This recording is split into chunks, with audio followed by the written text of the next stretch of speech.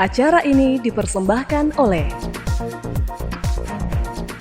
Halo pemirsa Unhas TV, senang sekali saya Iva Rahman dapat kembali menjumpai Anda dalam Unhas Daily. Dalam beberapa menit ke depan kami akan menyajikan berita-berita terpercaya hanya untuk Anda.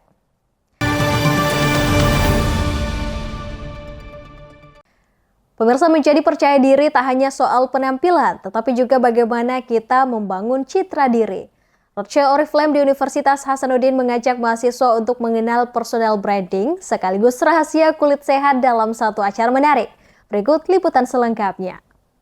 Lalu punya acara-acara internal tapi khusus untuk brand partnernya kami atau Oriflame Gas to Campus hadir di Gedung Iptek Universitas Hasanuddin Selasa 25 Februari 2025 dengan mengusung tema Branding Meets Beauty, Elevate Your Personal Brand and Unlock the Secret to Glowing Skin. Kali ini Oriflame, perusahaan kecantikan yang menjual produk kosmetik, perawatan kulit, dan produk perawatan tubuh, menggabungkan edukasi tentang personal branding dengan perawatan kulit yang dikemas dalam talk show dan berbagai aktivitas interaktif. Menurut Nishfa Khairah, Regional Manager Oriflame Sulawesi, Maluku, dan Papua, acara ini menjadi kesempatan bagi mahasiswa untuk belajar lebih dalam tentang pentingnya membangun citra diri serta menjaga kesehatan kulit. Selain talk show, peserta juga bisa mencoba langsung produk Oriflame secara gratis, mengikuti cek kulit, serta berpartisipasi dalam permainan berhadiah. Hari ini tuh kita punya event namanya Oriflame Goes to Campus, dan hari ini kita senang banget bisa berbagi di teman-teman Universitas Hasanuddin. Hari ini tuh kita ada talk show. Talk show-nya itu ngebahas tentang pentingnya personal branding dan bagaimana juga kita bisa merawat kulit agar bisa sehat gitu kan. Di samping itu kita dibawa ada booth juga di mana teman-teman bisa melihat secara langsung dan mencoba produk Oriflame gratis. Kemudian juga kita ada cek kulit ya, ada program belanja, ada sosial media kontes, dan pastinya akan banyak hal-hal menarik yang teman-teman bisa dapatkan di acara Oriflame Goes to Campus. Tak hanya menghadirkan wawasan dari sisi industri kecantikan, kegiatan ini juga memberikan manfaat langsung bagi mahasiswa. Ainun Lutfia, salah seorang peserta Oriflame Goes to Campus, mengaku jika acara ini sangat interaktif, terutama dalam membekali remaja dengan informasi yang benar mengenai skincare dan personal branding. Personally memang sangat bermanfaat ya Kak, karena pertama kita bisa membantu untuk mengenali diri, cara branding juga tadi diberitahu, terus juga cara merawat kulit itu sih Kak, karena remaja sekarang banyak yang salah skincare gitu. Jadi tadi interaktif sekali talk show-nya membahas banyak cara merawat kulit itu sih Kak. Bagi Nishfa Khairah, Oriflame Goes to Campus bukan sekadar ajang promosi semata, tetapi juga wadah edukasi bagi mahasiswa untuk memahami pentingnya personal branding dan perawatan kulit yang tepat. Dengan berbagai aktivitas interaktif, Nishfa bersama Oriflame berharap bisa membantu peserta mengenali diri mereka lebih baik, sekaligus menemukan cara merawat kulit yang sesuai. Rizka Fraja, Andi Muhammad Syafrizal, Unhas TV. Mahasiswa Stein Majene Sulbar mendapatkan kesempatan untuk belajar langsung tentang pengelolaan media penyiaran dalam kunjungan ke Unhas TV. Kegiatan ini menjadi bagian dari program tahunan yang bertujuan memberikan wawasan praktis bagi mahasiswa dalam memahami dunia jurnalistik dan penyiaran. Seperti apa keseruannya? Simak informasi selengkapnya untuk Anda. Saudi Media Forum, Saudi Media Forum. Sebanyak 30 mahasiswa semester 5 Program Studi Komunikasi dan Penyiaran Islam dari Sekolah Tinggi Agama Islam Negeri Stein Majene melakukan kunjungan ke Unhas TV di Gedung Sains Teknopark Selasa 25 Februari 2025. Kegiatan ini merupakan bagian dari mata kuliah reportasi media penyiaran dan dakwah multimedia, serta menjadi program tahunan yang bertujuan memberikan pengalaman langsung kepada mahasiswa mengenai dunia penyiaran. Kunjungan ini disambut oleh pemimpin redaksi Unhas TV, Supratman, yang mengapresiasi antusiasme mahasiswa Stein Majene dalam mempelajari industri penyiaran. Selain itu, Kepala Kantor Unhas TV, Andi Rusbiandi, turut memperkenalkan Unhas TV kepada mahasiswa. Dalam sesi materi, senior produser Unhas TV, Fitriansyah Adi Surya, memberikan pemaparan terkait alur peliputan di Unhas TV, mencakup proses produksi berita dari tahap perencanaan hingga penyiaran. Mahasiswa juga diajak untuk mengikuti studio tour guna melihat langsung fasilitas dan aktivitas produksi yang dilakukan di Unhas TV. Dosen Komunikasi Penyiaran Islam Stein Majene, Muhammad Aswad, menyampaikan jika kegiatan ini bertujuan untuk memberikan wawasan praktis kepada mahasiswa agar tidak hanya memahami teori di dalam kelas, tetapi juga mendapatkan pengalaman langsung di dunia penyiaran. Kami dari Stein Majene ini program studinya itu adalah komunikasi dan penyiaran Islam. Kemudian ini adalah salah satu program tahunan kami juga dan sudah include dengan mata kuliah, yaitu mata kuliah reportase dan media penyiaran dan dakwah multimedia.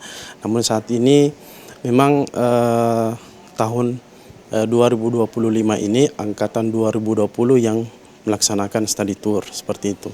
Jadi ada beberapa media lain yang kita kunjungi, bukan hanya Unhas seperti itu. Baik. Salah seorang mahasiswa Stein Majene, Farhan, mengungkapkan kekagumannya terhadap fasilitas dan inovasi yang dimiliki Unhas TV. Kalau untuk kesan dan kesan itu saya sangat terkagum dengan Unhas TV ini, khususnya untuk beberapa studio-studio yang tadi dikunjungi. Terus ada dari pemaparan dari pimpinan redaksi dan jajarannya itu. Ya, saya sangat terkagum karena ternyata ini sudah banyak program yang sudah dibuat ya. Terus terkait inovasi-inovasinya saya sangat terkagum juga karena melihat banyaknya mungkin fasilitas, inovasi dan juga banyaknya mahasiswa-mahasiswa dari Unhas tersendiri itu yang berambisi untuk melakukan hal-hal kegiatan seperti televisi itu, seperti reporter, presenter dan sebagainya. Jadi alhamdulillah saya bersyukur sekali bisa datang ke sini untuk melihat beberapa fasilitas yang dimana mungkin bisa membuat saya juga memiliki ide untuk melakukan hal-hal seperti ini ya, mungkin minimalnya seperti di kamar sendiri ya. Saya buat studio, terinspirasi seperti itu. Mahasiswa lainnya, Emi, menambahkan jika kunjungan ini memberikan motivasi bagi dirinya untuk lebih mengembangkan kreativitas di bidang penyiaran.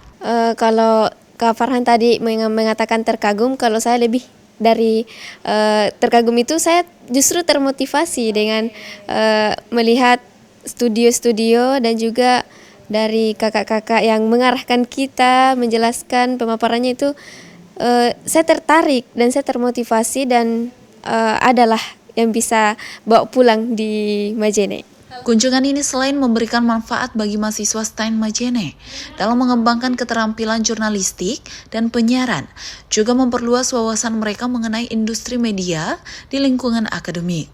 Andrea Ririn Karina, Muhammad Saiful, Unhas TV. Pemirsa, dikenal sebagai pemimpin muda yang visioner dan pekerja keras, Adnan Purishta Ihsan telah tunaikan janji bakti selama 2 periode menjabat sebagai Bupati Goa.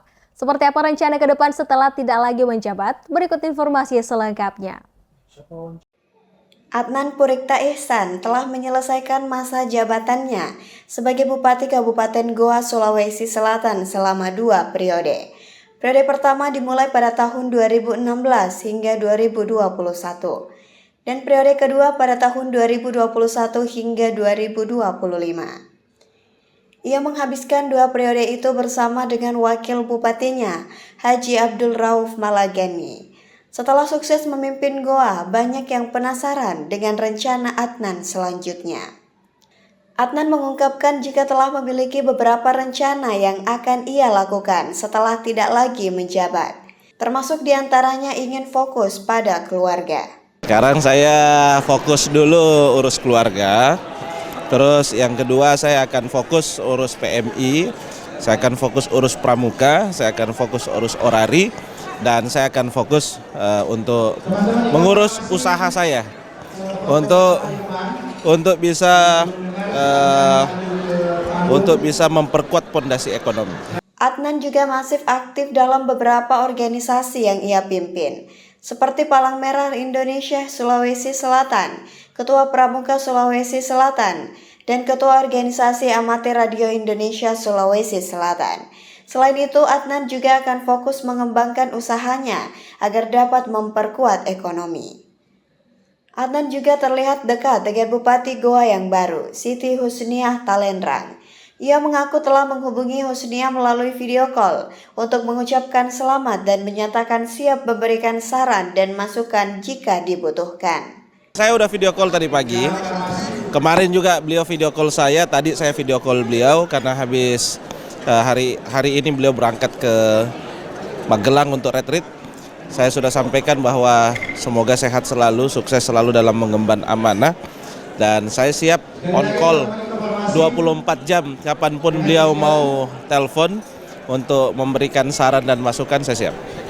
Adnan yang merupakan anak dari mantan Bupati Goa, almarhum Ihsan Yassin Limpo ini, sebelum terpilih menjadi Bupati Goa 2 periode, juga terpilih sebagai anggota DPRD Sulsel selama 2 periode pula.